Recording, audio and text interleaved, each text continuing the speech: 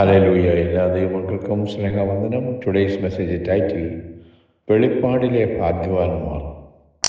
വെളിപ്പാട് പുസ്തകം 14 അധ്യായം 13 വാക്യത്തിൽ വായിക്കുന്നത്, ഇന്നു മുതൽ കർത്താവിൽ മരിക്കുന്ന മൃതന്മാർ ഭാഗ്യവാന്മാർ.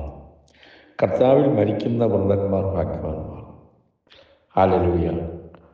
നാം ഫ്യൂണറൽ ഹോമിൽ ഒക്കെ വന്ന്, സെമിത്തേരിയിലൊക്കെ വന്ന് മരിക്കുന്നവരെ കുറിച്ച് നല്ല വാക്കുകളൊക്കെ പറയാറുണ്ട്. നല്ലത് തന്നെ. പക്ഷേ എത്ര നല്ലത് വാക്കുകൾ നമ്മൾ പറഞ്ഞാലും അവർ സ്വർഗത്തിൽ പോകാൻ അർഹതയുണ്ടെങ്കിൽ അവർ പോകും. നമ്മുടെ വാക്കുകൾ കൊണ്ട് ആരും പുണ്യവാളന്മാരാകുന്നില്ല, നമുക്കറിയാം.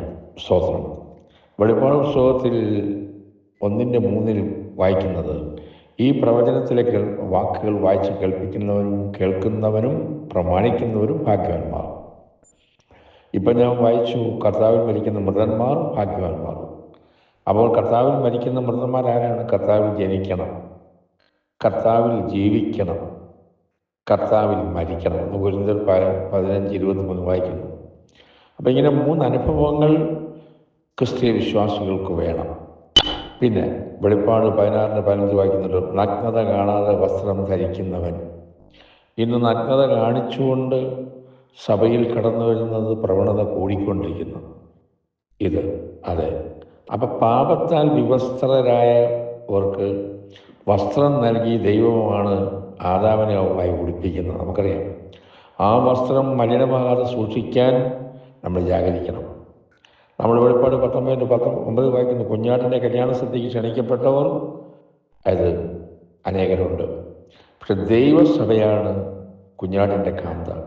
വിവാഹസദ്യക്ക് ക്ഷണിക്കപ്പെട്ടവരാരാണ്? കാലാകാലങ്ങളിൽ രക്ഷിക്കപ്പെട്ട ബഹുസമൂഹമാണ് പഴയ നിയമഭക്തന്മാരും മഹാപീഡനകാല വിശുദ്ധന്മാരും.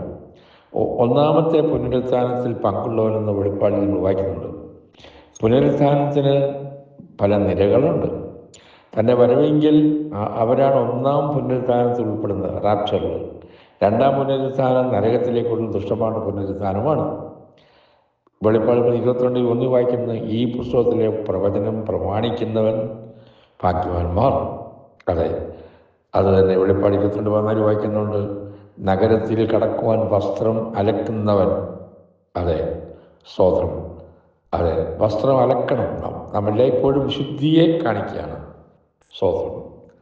പ്രമാണങ്ങൾ അനുസരിച്ച് ജീവിച്ചെങ്കിൽ മാത്രമേ നാം ഭാഗ്യവാന്മാരെ തീരുള്ളൂ. ഈ വചനത്താൽ നമ്മൾ അനുഗ്രഹിക്കട്ടെ.